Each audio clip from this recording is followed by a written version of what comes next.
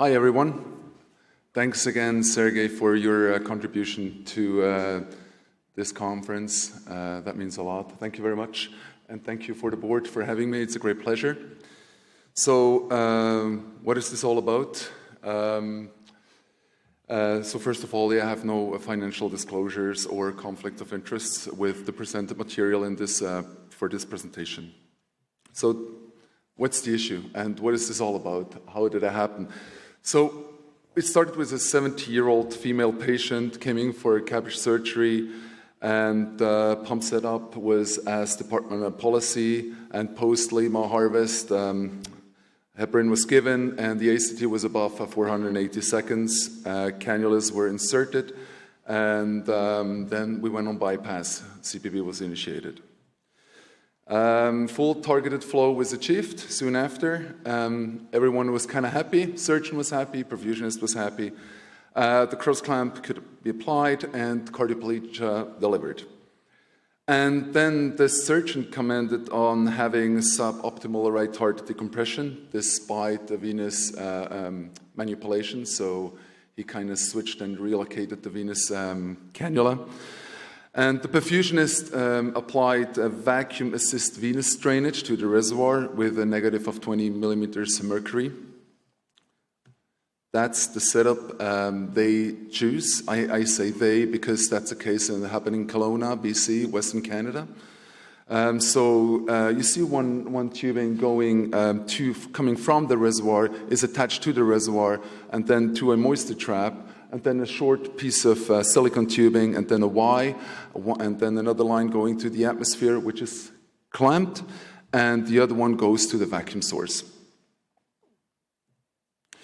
So despite application of vacuum on the reservoir, the venous reservoir volume continued to fall.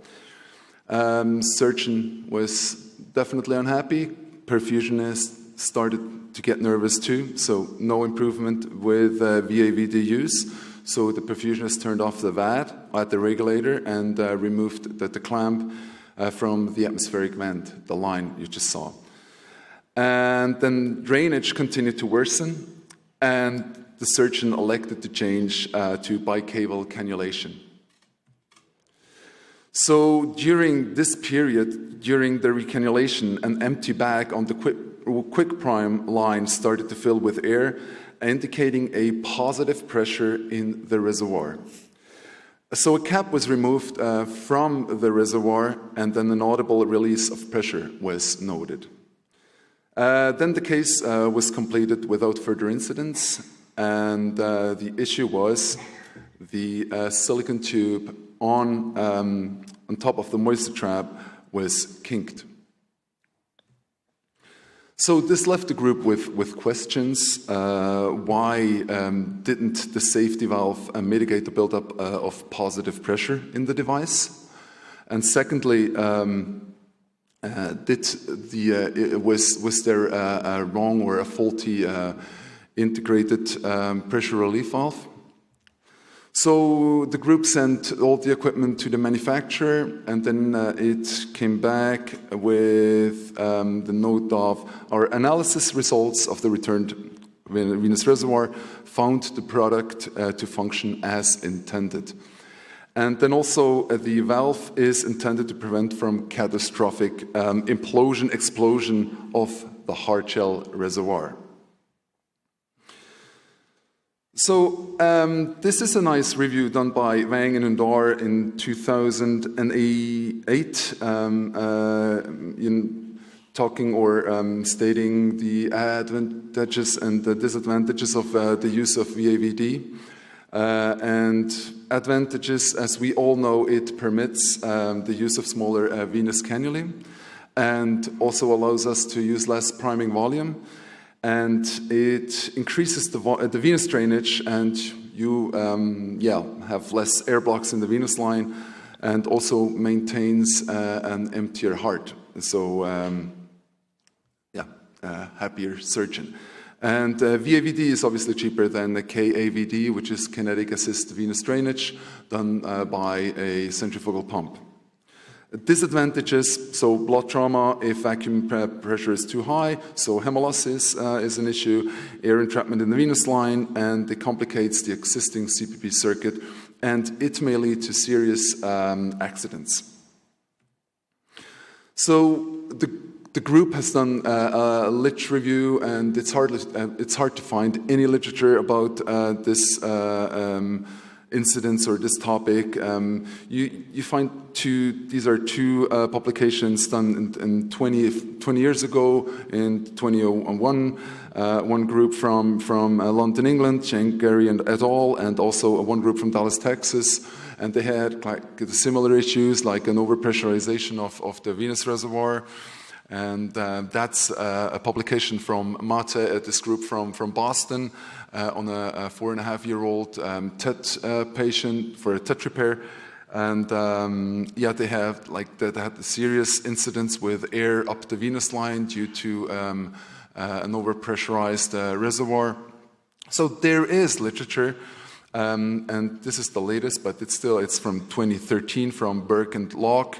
Having the same kind of kink in the vacuum assist venous drainage setup. So, and then we found this survey from Cambino et al., and they sent the survey to all the perfusionists from New York State. And topics were the prevalence of venous assist drainage, and the types used, the equipment used, the safety system employed, and also the reported incidences regarding VAVD use. And interestingly, the results were like 26%, so 1 in 4 perfusionists experienced a pressurized reservoir, leading to retrograde air up the venous line. And this is an incredibly high number. Yep. So we did the same survey in Canada across all the Canadian perfusionists, and we received like the same results. You see respondents was 30%, which is not too bad, and the reported complications were almost like 20%, which is also a high number. So yeah, we wanted to look at this at our own, in our own study. So this is our study published 2 years ago with colleagues from Kelowna, BC, Invest in Canada, with colleagues Richard Trzaskowski and Severio Spada. Yep. So therefore, we contacted all the manufacturers in Canada selling reservoirs. This study has been done in Canada, not in Europe, so some companies are obviously missing. But we got 9 different adult reservoirs, 2 from the Medtronic line, and you see the Mackay, the Chalice, the Sorin, and also 4 of the Terumo line, the FX and RX line, both 15 and 25. So 9 in total adults, and then 5 pediatrics. The Sorin 120 and 121, the Terumo FX05, and also the Chalice pediatric and infant. And this is a snapshot from our table 1 of our study, and you see in the first line, you see the valve type.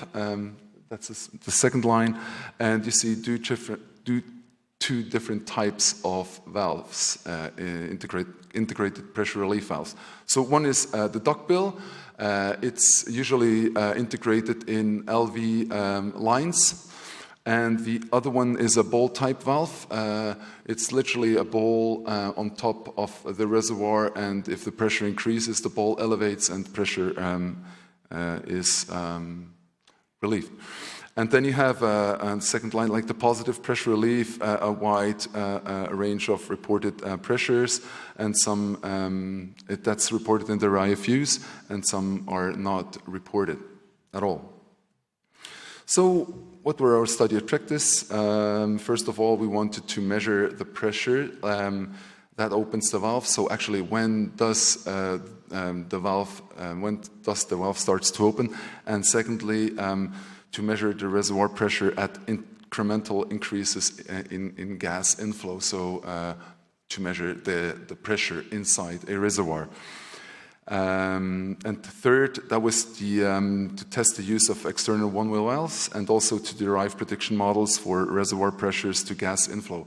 I will stick with the first two objectives for this presentation. So that was the setup. You see the medical air source going to the inflow line through a flow sensor and into the reservoir, and then an outflow line going back to a pressure and flow sensor. And number 5 is the integrated pressure relief valve. Yep.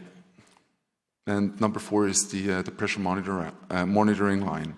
And we therefore in being able to perform the test, we had to seal both inflow and outflow. And then we had gas inflow by 50 mLs per minute increments. And the difference between inflow and outflow gave us the value when the valve actually starts to open.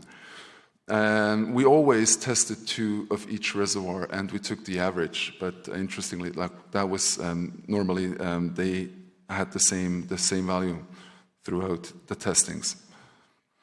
The results of the first test, and you see, like a good performance of the pressure relief valve across all the reservoirs. And you might think, well, we don't have an issue. But let's go to the second test. Same setup, right? So medical air source, flow sensor to the reservoir, and then we had to seal also the outflow line. So the only way pressure could escape the reservoir was through this pressure relief valve. So again, we sealed all the ports, and we increased the gas flow by 0.5 liters per minute, and we recorded the pressure.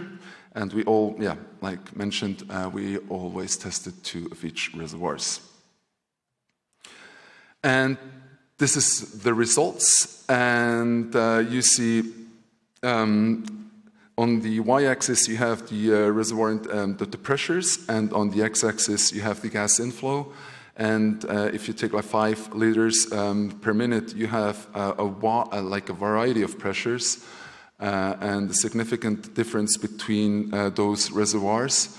You have the Terumo line, like a cluster of the Terumo devices, and you have the Medtronic devices, Perfusion and Affinity, with different performances, and they both have like the duckbill valve. But if you look at those valves, they don't look similar, so they look different. Yeah, so one word about the safety standards, the guideline, what does the Perfusion guidelines say, and that's one snapshot from the MSECT published in 2013, and if you use vacuum assisted device, they recommend to monitor the pressures. So do the Europeans, so they recommend to monitor the pressure on your reservoir or venous line when using vacuum assist device. Drainage, So be careful when you use VAVD.